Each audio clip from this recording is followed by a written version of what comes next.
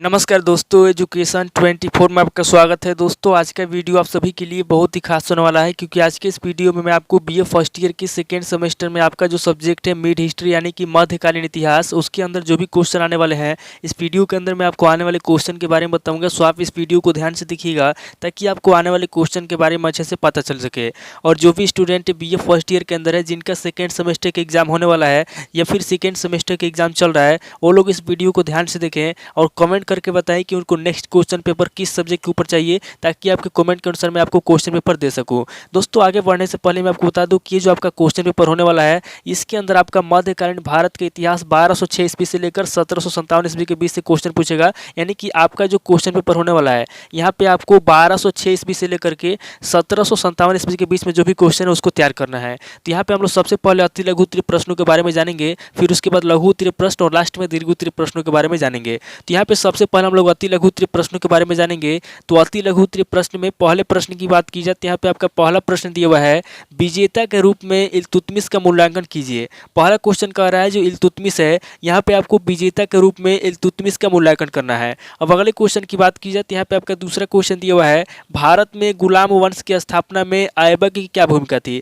दूसरा क्वेश्चन कह रहा है जो गुलाम वंश की स्थापना हुई थी, यहाँ पे आपको बताना है कि भारत में गुलाम वंश की स्थापना में ऐबक की क्या भूमिका थी। अब अगले क्वेश्चन की बात की जाए तो यहाँ पे आपका तीसरा क्वेश्चन दिया हुआ है, रजिया के चारित्रिक गुण पर प्रकाश डालिए। तीसरा क्वेश्चन कह रहा है जो रजिया सुल्तान थी, यहाँ पे आपको रजिया सुल्तान के चारित्रिक गुण पर प्रकाश डालना है। अब अगले क्वेश्चन की बात की जाए तो यहाँ पे आपका चौथा क्वेश्चन दिया हुआ है, बलबन के दैवी अधिकार के सिद्धांत की व्याख्या कीजिए। चौथा क्वेश्चन कह रहा है जो बलबन है, यहाँ पे आपको बलबन के दैवी अधिकार के सिद्धांत की व्याख्या करना है। अब अगले क्वेश्चन की बात की जाए तो यहाँ पे आपका पांचवा क्वेश्चन दिया हुआ है, तुगरिल वेग के विद्रोह का दमन बलबन ने कैसे किया। पांचवा क्वेश्चन कह रहा है जो तुगरिल वेग है, यहाँ पे आपको बताना है कि तुगरिल वेग के विद्रोह का दमन बलबन ने कैसे किया। अब अगले क्वेश्चन की बात की जाए तो यहाँ पे आपका छठा क्वेश्चन दिया हुआ है, खिलजी क्रांति का क्या अर्थ है। छठा क्वेश्चन कह रहा है कि खिलजी क्रांति का क्या अर्थ है, यहाँ पे आपको खिलजी क्रांति के बारे में बताना है। अब अगले क्वेश्चन की बात की जाए तो यहाँ पे आपका सातवां क्वेश्चन दिया हुआ है, अलाउद्दीन खिलजी की मंगोल नीति क्या थी। सातवां क्वेश्चन कह रहा है जो अलाउद्दीन खिलजी है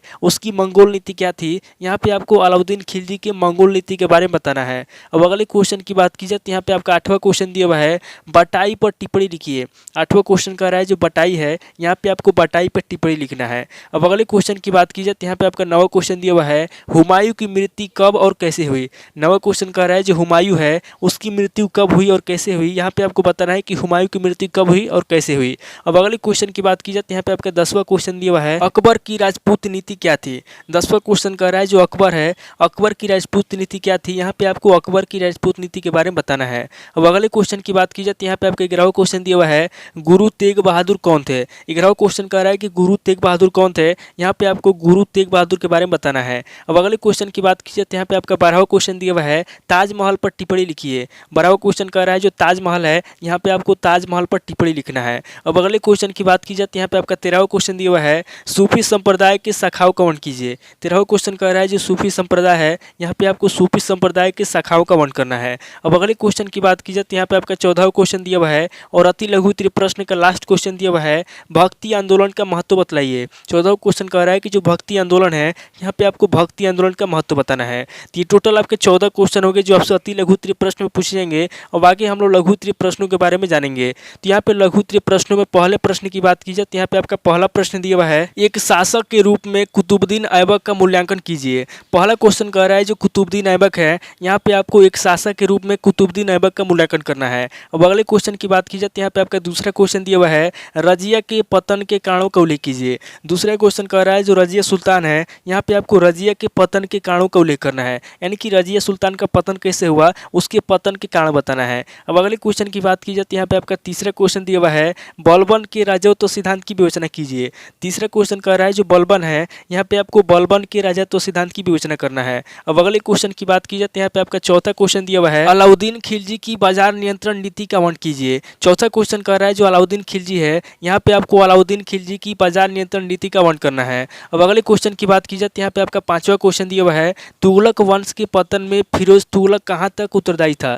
पांचवा क्वेश्चन कह रहा है जो तुगलक वंश है, यहाँ पे आपको बताना है कि तुगलक वंश के पतन में फिरोज तुगलक कहाँ तक उत्तरदायी था। अब अगले क्वेश्चन की बात की जाए तो यहाँ पे आपका छठा क्वेश्चन दिया हुआ है, भारत पर तैमूर के आक्रमण के प्रभाव का एक लेख लिखिए। छठा क्वेश्चन कह रहा है कि जो तैमूर का आक्रमण हुआ था, यहाँ पे आपको भारत पर तैमूर के आक्रमण के प्रभाव पर एक लेख लिखना है। अब अगले क्वेश्चन की बात की जाए तो यहाँ पे आपका 7वां क्वेश्चन दिया हुआ है, सिकंदर लोदी की उपलब्धियों का वर्णन कीजिए। 7वां क्वेश्चन कह रहा है जो सिकंदर लोदी है, यहाँ पे आपको सिकंदर लोदी की उपलब्धियों का वर्णन करना है। अब अगले क्वेश्चन की बात की जाए तो यहाँ पे आपका 8वां क्वेश्चन दिया हुआ है, भारत में बाबर की सफलता के कारणों की विवेचना कीजिए। 8वां क्वेश्चन कह रहा है जो बाबर है, यहाँ पे आपको भारत में बाबर की सफलता के कारणों की विवेचना करना है। अब अगले क्वेश्चन की बात की जाए तो यहाँ पे आपका 9वां क्वेश्चन दिया हुआ है, शेर शाह सूरी के भूमि सुधारों का वर्णन कीजिए। 9वां क्वेश्चन कह रहा है जो शेर शाह सूरी के भूमि सुधार है, यहाँ पे आपको शेर शाह सूरी के भूमि सुधारों का वर्णन करना है। अब अगले क्वेश्चन की बात की जाए तो यहाँ पे आपका 10वां क्वेश्चन दिया हुआ है, खानवा के युद्ध पर संक्षिप्त लेख लिखिए।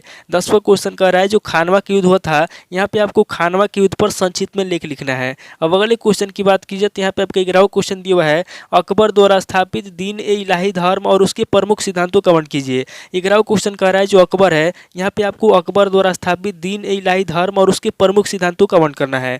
अब अगले क्वेश्चन की बात की जाए तो यहाँ पे आपका 12वां क्वेश्चन दिया हुआ है, अबुल फजल का परिचय दीजिए। 12वां क्वेश्चन कह रहा है जो अबुल फजल है, यहाँ पे आपको अबुल फजल का परिचय देना है। अब अगले क्वेश्चन की बात की जाए तो यहाँ पे आपका 13वां क्वेश्चन दिया हुआ है, जजिया पर एक संक्षिप्त टिप्पणी लिखिए। 13वां क्वेश्चन कह रहा है जो जजिया है, यहाँ पे आपको जजिया पर एक संक्षिप्त में टिप्पणी लिखना है। अब अगले क्वेश्चन की बात की जाए तो यहाँ पे आपका 14वां क्वेश्चन दिया हुआ है, शेख सलीम चिश्ती पर संक्षिप्त टिप्पणी लिखिए। 14वां क्वेश्चन कह रहा है जो शेख सलीम चिश्ती है, यहाँ पे आपको शेख सलीम चिश्ती पर संक्षिप्त में टिप्पणी लिखना है। ये टोटल आपके 14 क्वेश्चन होंगे जो आपसे लघु उत्तरीय प्रश्न में पूछे जाएंगे। अब आगे हम लोग दीर्घ उत्तरीय प्रश्नों के बारे में जानेंगे। तो यहाँ पे दीर्घ उत्तरीय प्रश्नों में पहले प्रश्न की बात की जाए तो यहाँ पे आपका पहला प्रश्न दिया हुआ है, एक शासक के रूप में इल्तुतमिश की उपलब्धियों का मूल्यांकन कीजिए।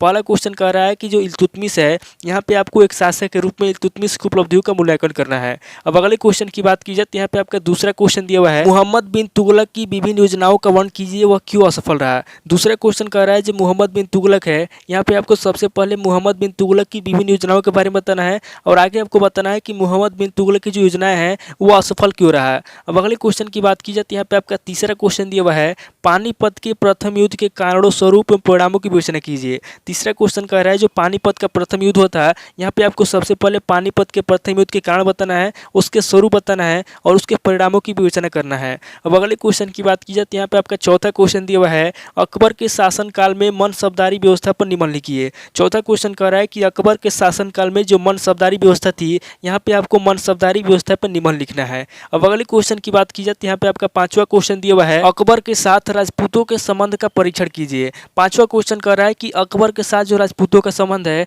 यहाँ पे आपको अकबर के साथ राजपूतों के संबंध का परीक्षण करना है। अब अगले क्वेश्चन की बात की जाए तो यहाँ पे आपका छठा क्वेश्चन दिया हुआ है, शाहजहां के पुत्रों में उत्तराधिकार के युद्ध के कारणों का संक्षिप्त वर्णन कीजिए। छठा क्वेश्चन कह रहा है कि जो शाहजहां के पुत्र थे, यहाँ पे आपको शाहजहां के पुत्रों में उत्तराधिकार के युद्ध के कारणों का संक्षिप्त वर्णन करना है, यानी कि उत्तराधिकार को लेकर के उनके बीच में जो युद्ध हुआ था वो क्या कारण थे, उन कारणों का यहाँ पे आपको वर्णन करना है। अब अगले क्वेश्चन की बात की जाए तो यहाँ पे आपका सातवां क्वेश्चन दिया हुआ है, औरंगजेब की दक्षिण नीति का परीक्षण कीजिए। सातवां क्वेश्चन कह रहा है जो औरंगजेब है, औरंगजेब की जो दक्षिण नीति है, यहाँ पे आपको औरंगजेब की दक्षिण नीति का परीक्षण करना है। अब अगले क्वेश्चन की बात की जाए तो यहाँ पे आपका आठवां क्वेश्चन दिया हुआ है, मुगल साम्राज्य के पतन के कारणों का वर्णन कीजिए। आठवां क्वेश्चन कह रहा है कि मुगल साम्राज्य का पतन कैसे हुआ, उसके पतन के कौन कौन से कारण हैं, यहाँ पे आपको मुगल साम्राज्य के पतन के कारणों का वर्णन करना है। अब अगले क्वेश्चन की बात की जाए तो यहाँ पे आपका नवा क्वेश्चन दिया हुआ है, शिवाजी के जीवन और उपलब्धियों पर एक निबंध लिखिए। नवा क्वेश्चन कह रहा है जो शिवाजी है, यहाँ पे आपको शिवाजी के जीवन के बारे में बताना है और उनकी उपलब्धियों पर एक निबंध लिखना है। अब अगले क्वेश्चन की बात की जाए तो यहाँ पे आपका 10वां क्वेश्चन दिया हुआ है, मुगल काल में स्थापत्य कला यानी कि वास्तुकला के विकास का वर्णन कीजिए।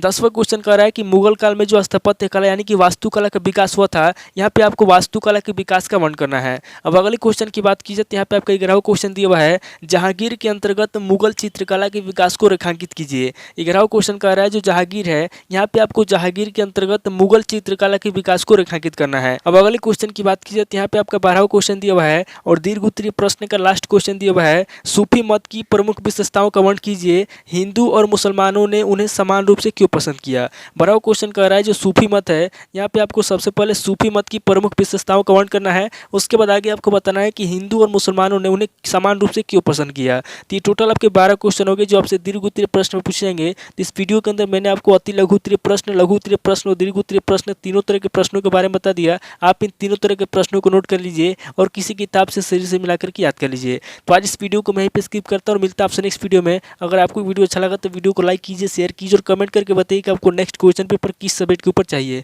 थैंक यू दोस्तों।